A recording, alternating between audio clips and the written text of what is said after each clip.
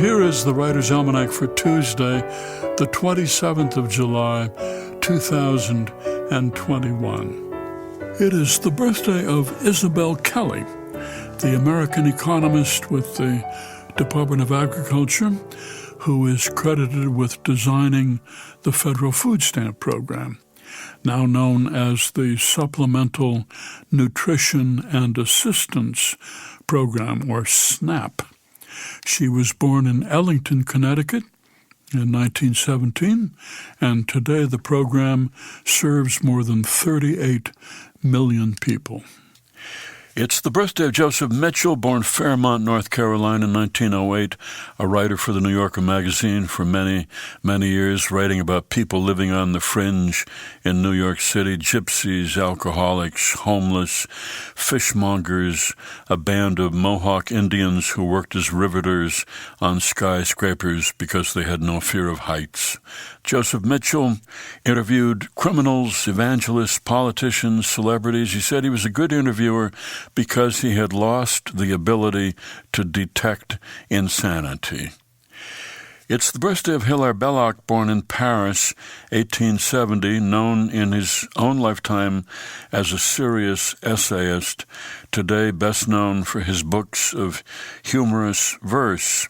Hilaire Belloc, who wrote, "When I am dead, I hope it may be said, his sins were scarlet, but his books were red."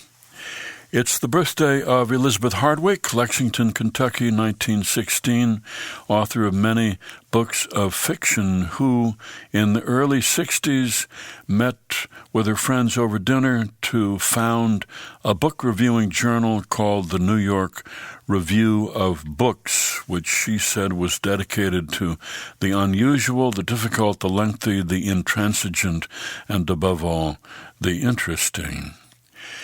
It's the birthday of the novelist Bharati Mukherjee, born in Calcutta, 1940. She said, "As a bookish child in Calcutta, I used to thrill to the adventures of bad girls whose pursuit of happiness swept them outside the bounds of social decency."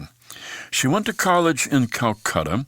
After graduation, she asked her father if she could go abroad and study to be a writer, and then she would come back home for an arranged marriage with a nuclear physicist of her caste and class. And her father agreed to that. She went off to the University of Iowa, the Iowa Writers Workshop, started dating a man named Clark Blaze, and after just 2 weeks, they went downtown during their lunch break and got married in a lawyer's office above a coffee shop.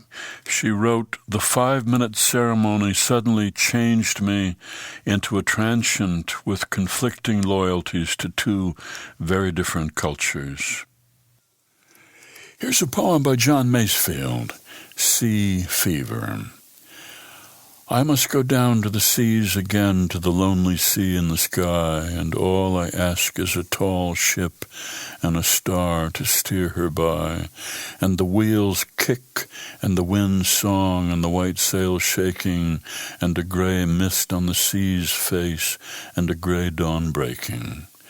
I must go down to the seas again, for the call of the running tide is a wild call and a clear call that may not be denied. And all I ask is a windy day with the white clouds flying and the flung spray and the blown spume and the seagulls crying. I must go down to the seas again, to the vagrant gypsy life, to the gull's way and the whale's way, where the wind's like a whetted knife. And all I ask is a merry yarn from a laughing fellow rover, and quiet sleep and a sweet dream when the long trick's over. A poem by John Masefield, Sea Fever. That's the Writer's Almanac for Tuesday, July the 27th. Be well, do good work, and keep in touch.